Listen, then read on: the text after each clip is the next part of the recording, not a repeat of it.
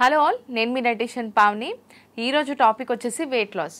ఎన్నో చూస్తూ ఉంటాం. అసలు వెయిట్ లాస్ ఎలా అవ్వాలి, ఏమేం చేయాలి అని చెప్పేసి చాలా ఇంట్రెస్టింగ్గా అందరూ చూస్తూ ఉంటారు.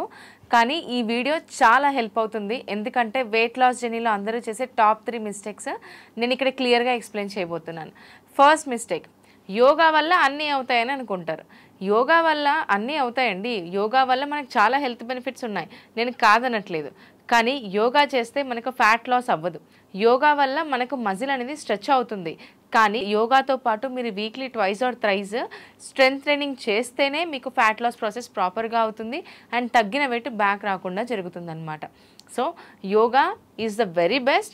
దాంతోపాటు వీక్లీ ట్వైస్ అయినా సరే మీరు స్ట్రెంగ్త్ ట్రైనింగ్ అనేది యాడ్ చేయాలి. మరి స్ట్రెంగ్త్ ట్రైనింగ్ ఎలా యాడ్ చేయాలి పావని అని అడిగితే కనుక, మీరు 1 kg డంబుల్స్ కానీ 2 kg డంబుల్స్ కానీ కొనుక్కోవచ్చు. లేదంటే ఇంట్లో వాటర్ బాటిల్స్ ఉంటాయి, వాటర్ బాటిల్స్తోనైనా సరే మీరు జస్ట్ బైసెప్స్ నార్మల్ వర్కౌట్స్ అనేది ఇంట్లో అయినా చేయొచ్చు. సో వీక్లీ ట్వైస్ మాత్రం హై ఇంటెన్స్ వర్కౌట్స్ అనేది ఖచ్చితంగా చేయాలి.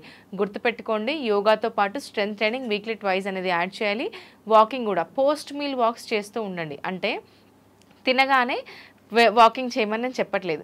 తిన్న తర్వాత అట్లీస్ట్ ఒక 20 minutes ఆగి మీరు పోస్ట్ మీల్ వాక్కి వెళ్ళండి. పోస్ట్ మీల్ వాక్ ఎంతసేపు చేయాలి? 20 minutes ఫైన్ అండి. పోస్ట్ మీల్ వాక్ ఖచ్చితంగా బ్రేక్ఫాస్ట్, లంచ్, డిన్నర్ అయిన తర్వాత అట్లీస్ట్ పోస్ట్ మీల్ వాక్స్ అనేది చేస్తేనే మనకు వెయిట్ లాస్ జర్నీ చాలా బ్యూటిఫుల్గా ఉంటుంది. మన మెటబాలిజం కూడా ఇంప్రూవ్ అవుతుంది. సెకండ్ మిస్టేక్ ఏంటంటే, చాలామంది ఏంటంటే ఫుడ్ ప్రాపర్గా తీసుకోకుండా వెయిట్ లాస్ అవుదామని అనుకుంటూ ఉంటారు. ఫుడ్ ప్రాపర్గా తీసుకోకుండా ఉంటే నేను తినే కదా వెయిట్ లాస్ అయ్యాను అని చెప్పేసి చాలామంది చెప్తూ ఉంటారు. తిని వెయిట్ లాస్ అయ్యాం. మరి ఎలాంటి ఫుడ్ తీసుకొని వెయిట్ లాస్ అయ్యాం అనేది first of all root cause తెలుసుకోవాలి. బేకరీ ఫుడ్స్, ప్రాసెస్డ్ ఫుడ్స్, ఎక్కువ amount of oily foods, sodium content foods తీసుకుంటే ఖచ్చితంగా వెయిట్ గెయిన్ అవుతారు కదండి. మనం ఫుడ్ ప్రాపర్గా తీసుకుంటూ వెయిట్ లాస్ ఎలా అవ్వాలి అంటే, మన డైట్లో బ్యాలెన్స్డ్ మీల్స్ ఇంక్లూడ్ చేయాలన్నమాట. వెజిటేబుల్స్, ప్రోటీన్ కంటెంట్ ఫుడ్స్ ఖచ్చితంగా మన డైట్లో ఇంక్లూడ్ చేస్తే బ్యూటిఫుల్గా మన వెయిట్ లాస్ జర్నీ అనేది ఉంటుంది. చాలామందికి ఒక చిన్న డౌట్, తిన్న తర్వాత నాకు ఏమంటారు ఇమ్మీడియట్గా ఆకలి అయిపోతుంది, కొంచెం ఫుడ్ తీసుకున్నా నాకు ఆకలి అవుతుంది, లేకపోతే నాకు స్వీట్ క్రేవింగ్స్ ఎక్కువ ఉంటాయని. దీనికి కూడా రీజన్ ఒకటేనండి, మనం ప్రాపర్గా హెల్తీగా ఫుడ్ తీసుకోలేదని మన బాడీ సైన్ అనమాట. మన బాడీ మనకు ఇండైరెక్ట్గా చెప్తూ ఉంటుంది. స్వీట్ క్రేవింగ్స్ ఎక్కువ ఉన్నాయా, మీ డైట్లో ప్రోటీన్ తక్కువ ఉందని మన బాడీ ఆల్రెడీ మనకు చెప్తూ ఉంటుంది ఇండైరెక్ట్గా. మనం అది ఖచ్చితంగా తెలుసుకోవాలి. సో మీ డైట్లో వెజిటేబుల్స్, అందరూ పచ్చి కూరగాయలే తినాలేమో వెయిట్ లాస్ జర్నీలో అని అనుకుంటారు. పచ్చి కూరగాయలే తినాల్సిన అవసరం అస్సలు లేదండి. పచ్చి కూరగాయలు లేకుండా మీరు కుక్ చేసిన వెజిటేబుల్స్ అయినా సరే ఖచ్చితంగా తీసుకోండి. కానీ గుర్తుపెట్టుకోండి, పచ్చివి ఏమేమి తీసుకోవాలి?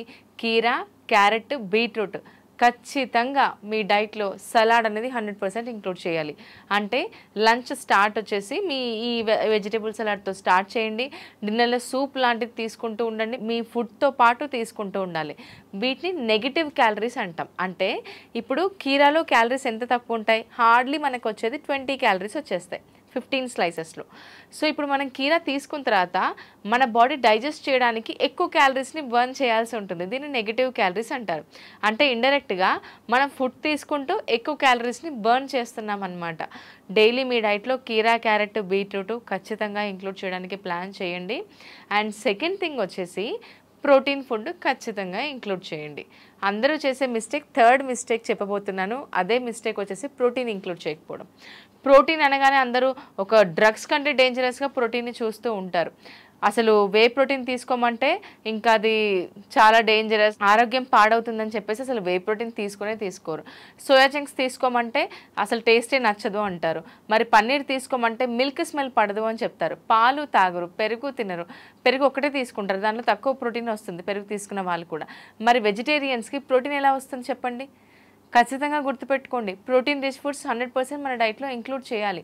ఒకవేళ మీకు ఇవన్నీ నచ్చకపోతే whey protein is the best option.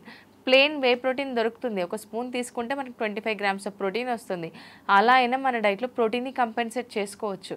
అదేమంత dangerous కాదు. ఎప్పుడు డేంజర్ అవుతుందంటే, ప్రోటీన్ టూ మచ్ తీసుకున్నప్పుడు, ప్రోటీన్ పౌడర్స్ మీద డిపెండ్ అయి ఉన్న వాళ్ళకి అది డేంజరస్. మనం అలా ఏం డిపెండ్ అవ్వట్లేదు కదా. 1 scoop of whey protein is fine for day.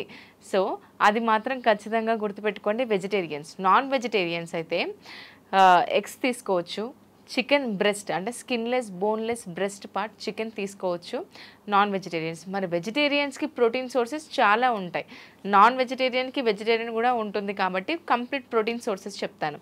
Paneer అయిందనుకోండి, ఎక్కువ అమౌంట్ కాకుండా 40 to 50 grams ఆఫ్ పన్నీర్ తీసుకోండి మీరు వెయిట్ లాస్ జర్నీలో ఉన్నప్పుడు. సోయా చంక్స్ అయిందనుకోండి 40 grams ఆఫ్ సోయా చంక్స్ మీరు తీసుకోవచ్చు. థర్డ్ వచ్చేసి శనగలు కానీ పెసర్లు కానీ చిక్ పీస్ కానీ బఠానీలు కానీ నైట్ ఒక 40 grams నానబెట్టేసి మార్నింగ్ నానబెట్టిన తర్వాత ఉడకబెట్టిన తీసుకోవచ్చు, పచ్చివైనా తినొచ్చు. మొలకెత్తిన గింజలు కూడా చాలా చాలా ఇంపార్టెంట్. బేసన్ చీల, శనగపిండితో బేసన్ చీల యూస్ చేయడం, ఇది కూడా మీరు కంటిన్యూ చేయొచ్చు, బేసన్ చీల ఇలాంటివి తీసుకోవడం. సో ఇది వెజిటేరియన్ ప్రోటీన్స్. పప్పు ధాన్యాలు ఖచ్చితంగా ఇంక్లూడ్ చేస్తూ ఉండండి, ఇలా మన డైట్లో ప్రోటీన్ వస్తుంది. యూజువల్గా సౌత్ ఇండియన్స్ చేసేది ఏంటంటే మార్నింగ్ ఇడ్లీ దోశ తీసుకున్నామా, మధ్యాహ్నం రైస్ తీసేసుకున్నామా, లేకపోతే డిన్నర్లో చపాతీ తీసుకున్నామా అని అనుకుంటారు. మరి ఇక్కడ మార్నింగ్ ఇడ్లీ, మధ్యాహ్నం అన్నం, నైట్ చపాతీ, ఈ మూడు అనేవి కార్బోహైడ్రేట్సే. ఇక్కడ మనకు ప్రోటీన్ ఎక్కడ దొరుకుతుంది? చలో అండి నేను పప్పు తింటాను అని చెప్తారు. పప్పు ఎంత తీసుకుంటాం? ఒక కప్పు పప్పు తీసుకుంటాం, అంటే లైక్ పాలకూర పప్పు కావచ్చు, ఏదైనా ఒక పప్పు ఒక కప్పు తీసుకుంటాం, అంతకంటే ఎక్కువ తీసుకోం కదా. మరి ఈ పప్పుతో మనకి ఎంత గ్రామ్స్ ఆఫ్ ప్రోటీన్ వస్తుంది? ఒక కప్పు పప్పులో, ఉడకబెట్టిన పప్పులో మనకు వచ్చేది 8 to 10 grams ఆఫ్ ప్రోటీన్. మన బాడీకి అందాల్సింది per day 70 to 80 grams of protein మనం తీసుకోవాలి. సో ఆ పప్పు ఒకటి కాకుండా మీరు నేను చెప్పిన ప్రోటీన్ సోర్సెస్ కూడా మీ డైట్లో ఇంక్లూడ్ చేస్తూ ఉండండి. నేను చెప్పిన కొన్ని థింగ్స్ అనేది నిజంగానే జరుగుతాయండి మన లైఫ్ స్టైల్లో, అందుకే నేను మీకు ఈ టిప్స్ అనేది చెప్తున్నాను. ఈ 3 మిస్టేక్స్ మీ లైఫ్ స్టైల్లో జరగకుండా ప్లాన్ చేసుకోండి, 100% మీ రిజల్ట్స్ చూస్తారు. నాకు ప్రాపర్ గైడెన్స్ కావాలి, 90 days వెయిట్ లాస్ ఛాలెంజ్ ప్రోగ్రాంలో జాయిన్ అవుతానంటే కింద స్క్రోల్ అవుతున్న నెంబర్కి కాల్ చేసి డీటెయిల్స్ కనుక్కోండి. ఈ ప్రోగ్రాంలో 100% మీకు గైడెన్స్ అనేది ఉంటుంది. 3 months ఒక పర్సనల్ డైటీషియన్ దగ్గరుండి మీకు వెయిట్ లాస్ జర్నీ అనేది ప్లాన్ చేస్తారు.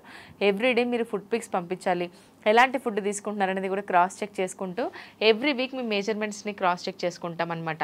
ఈ వీక్ లాస్ట్ వీక్ అంతా డైట్ ఫాలో అయినందుకు ఎంత వెయిట్ తగ్గారు, 1 kg తగ్గారా, ఇంచ్ లాస్ అయ్యారా అనేది క్రాస్ చెక్ చేసుకొని మళ్ళీ నెక్స్ట్ వీక్ ప్లాన్ చేస్తాం. ఇలా 3 months ప్రోగ్రామ్ అనేది రన్ అవుతుంది. ఈ 3 months ప్రోగ్రామ్ వచ్చేసి కాస్ట్ కూడా చాలా రీజనబుల్ ఉంటుంది. స్క్రోల్ అవుతున్న నెంబర్కి కాల్ చేసి మీ డీటెయిల్స్ కనుక్కోండి, దట్స్ ఇట్. ఇంకా నేను ఏదైనా మీకు టాపిక్ చెప్పాలి అని అనుకుంటే కమెంట్ సెక్షన్లో మెన్షన్ చేయండి. అంటిల్ దెన్ నెక్స్ట్ వీడియోలో మీతో కలుస్తాను. Thank you.